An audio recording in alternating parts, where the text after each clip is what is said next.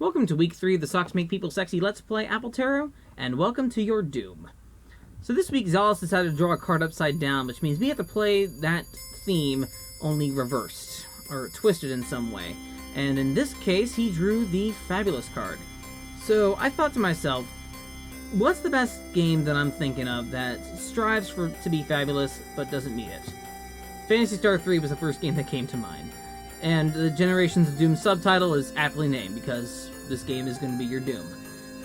Now, I'll be perfectly honest, I'm not going to be too hard on this game, because I sort of like it. It's a guilty pleasure, completely. There is no reason for me to like this game out of pure nostalgia. And the reason why I like this game is because it was actually the first Phantasy Star game I ever played. I actually got this in a stack of other RPGs from a cousin of mine, who decided to give up a Super Nintendo, stuff like that, so he gave me a bunch of games. Some of those games actually also being Chrono Trigger, and Breath of Fire, Final Fantasy 6 or 3, and also some Genesis games in there too, such as Phantasy Star 3 and Phantasy Star 4. Now, the one thing back when I was young that really hooked me in this game was this intro. And I think this intro is one of the best intros ever. I love this theme. This is my favorite theme of the entire Phantasy Star series, and that's saying a lot. This series has some really good music. And not just that background, another favorite of mine. This story basically is telling you the history of this one planet, or this world, that had a 1,000-year conflict of, two people on there, which created their own, separate societies later on, which then lived separately for, the next 1,000 years. Now, by our sword and our wits, we live or die. And that's actually a pretty cool intro. But we actually start in front of the front gate. This is Rise. Rise is a pretty cool guy. He's about to get married. He has a nice snazzy cape. He's actually pretty fabulous for a main character. But we're about to learn the game around him is pretty unfabulous. Now, this is a pretty... As you see, it's a pretty standard RPG fare. You have towns. This guy here, too, he's the guy who revives you. I'm just going to say hi. Now we're going to go over here, and I'm going to show you a little trick, actually, with this game. Too. So there's a little secret. There's a way to really beat this game really easily. What you want to do, you want to go up here. You want to sell your boots. And then you want to buy an escape pipe right here. Now, don't do that. Oh, okay, actually, I'm kidding. We're not doing this right now. No, we're not going to do the escape pipe trick. We're going full frontal Phantasy Star 3. So, nonetheless, we are going up to the town, and we are about to get hitched. Why? Because that's what JRPG protagonists do. Especially guys with white capes like this prince guy. And you're going to notice as well, too, with this music. That intro music was really nice. This music is pretty grating. Some of the other themes in here are pretty ouch, especially this one. Yikes, that's really... wow. Ugh, that's a really bad piece of music. I'm sorry. Hey, Rise, I know you're speaking with your... You two are facing the wrong way. Seriously, you might want to turn around. Something might happen. We don't want anything to happen here. Okay, so now we're gonna walk all the way down to the king, and this is automated here. You're getting this whole piece. You're in the whole piece, actually, by itself. Without any editing here, actually. That too. So we're going to go over here and do this plot too. And actually, fun fact, this whole intro scene right here was used again in another JRPG 2 years later called Vi. Speaking of this right here too. Rise, this is why I told you to look the other way. Something might happen. And now Rise is going to speak and cast his revenge now to find Maya, even if he has to search to the ends of the earth. And he will take an army to destroy a clan. And what's the king's response? Don't be a fool, go cool off in the dungeon. Because that's exactly what's going to happen in this game. It's actually one of the funniest lines in the game here, too. Now, I alluded to that escape pipe trip. If you use an escape pipe and you get locked in the dungeon, you can actually get back to the entrance, and then the game can't continue. The game will tell you that. Fun fact, that was also used as a joke in Hyperdimension Neptunia Rebirth 3. At that point, I said, screw this game. No, actually, that's a pretty good game. It's better than Phantasy Star 3, actually. But, so we get tossed in the dungeon here, and we get to... Actually, some pretty cool dungeon music. This music I don't mind. Some of the earlier stuff is pretty bad. Alright, so in this dungeon now, you can't really do anything, so there's a couple different chests here. And I'm going to tell you something here right now. I have a really bad habit in this game of using the wrong button to actually search for things. But I have a good reason for that, and that's because in the actual game itself, the search key is something else, and the battle command key in battles is something else. Now, I'll explain a little bit more later. But anyway, we have this one lady. She's going to let us out of this dungeon and have us escape. And so we are going to go equip ourselves and find Maya. Because that's what JRPG protagonists do. And so now we walk really slowly, by the way. Yes, this is the normal walking speed animation. And we're going to walk out of here and into the world. Now, I'm going to admit, you actually go into town here from this, but I'm going to cut here to the opening. To the actual world map. So, this game is going to require a little bit of grinding here. So I'm going to show you a little bit of the battle system. Now that's a rappy. I'll call it a chirper. What's it called here? I forget. It's a chirper. Yes. Chirpers here are pretty, they're pretty easy slime-style enemies. They won't do too much damage. They're actually really good to grind on here in the beginning of the game. Now, if you're going to notice here, the actual experience points are pretty light, what you gain from enemies here. That was one experience point. Now, it honestly doesn't take too much to get to the next level, so what we're going to do here, we're going to actually grind here for a little bit, and I'm going to show you here, this is the best animation of the game. That running animation there from that little icon is the best. I'll get into the battle system a little bit later, actually, but we're going to be sitting here and grinding on some enemies from that too. I mean, it's what we have to do in these JRPGs. However, that's a really boring thing to do. So, through the magic of TV cooking, I have decided to spare you all and go ahead and pre-prepare what we need to do anyway. So, not only done, not only have I done the grinding that we need to do, I've gotten Rise to level 11, and I even have another party member, Mew, who is our battle android. You get her go east from the main town to like a lake, and she's above that too. But you need to speak with a guy from another town before she appears. One thing this game does, unfortunately, it forces you to go back and forth between areas to do things, and it's pretty infuriating, especially with the walking speed of this game. Yet, the speed you're seeing here is the normal walk speed. There is no run button. I wish there was, but there isn't. So the best way to do this is to kind of just pace yourself here too. It's a pretty tough adventure, pretty long as well too. Now, one thing I'm doing with Mew, she has a couple different things for her. She can actually dual equip claws, so that's what we're going to do. And also for Rise, we're going to keep him, like he is right now too. I did buy some equipment beforehand. You start with like a knife and leather armor, something like that. Go ahead and buy better armor. Too. Now I'm gonna skip a couple things too, because honestly, watching me buy a bunch of monomates and escape pipe and things like that too, not really entertaining. But I am gonna show one system off in this game. This is the magic system. Now, magic in this game. Now, lions and androids are gonna be able to be using magic. Rise here cannot use magic. He doesn't really have that ability. But Mew does have magic, and as you notice, there is a system here that allows you to balance magic out and the strength of different magic, both in the actual force magic and heal magic.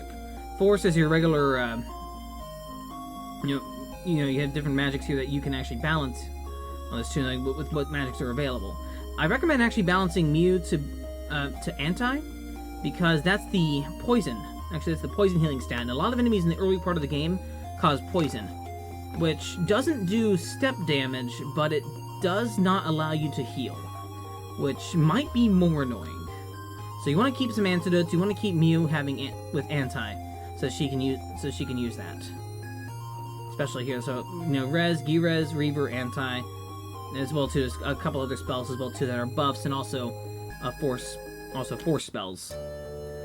So what we're gonna do here, we're gonna go ahead and exit the town and actually go south. Now, there's one point in the game where you have to talk to an old man who won't let you on his boat. Unless you have an android. Here. Why? Because androids are good luck charms, apparently. So, one thing I want to explain here, too. I want to explain how this game moves. As you notice, it's really slow. It's about the speed of a Dragon Quest, NES Dragon Quest actually. One of the slower RPGs you're going to play. But it's honestly not too bad. Once you start getting into a groove, it does get a little easier, but the game does not let up on those moments where it tells you to go one place, then go all the way to the other. It's kind of a padded game. It's kind of an unfinished game as well, too. There. Hey, look at a little bit of foreshadowing. Dark Force. I wonder if that's important to the Phantasy Star universe. Anyway, this game has a lot of, again, like I said, padding. A lot of really off-the-wall quests as well, too, that you have to do. From it, too. It's kind of infuriating. Now, what I want to explain as well, too, is actually this battle system. You notice there's a lot of symbols, a lot of weird different things. And I kind of explained those, kind of the squares, in the corners here, too. From the battle screen, basically. The one that's kind of at the upper left is the auto battle. Basically, commands will go forward, forever, actually, until you press a button. The one on the lower left goes auto battle for one turn. Upper right selects your commands for the different characters for that auto battle, and then the run command is the bottom right. Now, what I'm going to do here to spare you all as well, I'm going to go ahead and skip battles of enemies that we've already seen. So, definitely like enemies that we've already seen, ones we haven't encountered before. We're going to go ahead and skip those because honestly, this game has a lot of battles, especially at this point inside of one of the caves or one of the dungeons here. Now, with these dungeons, you want to collect you want to collect all the treasure chests you can.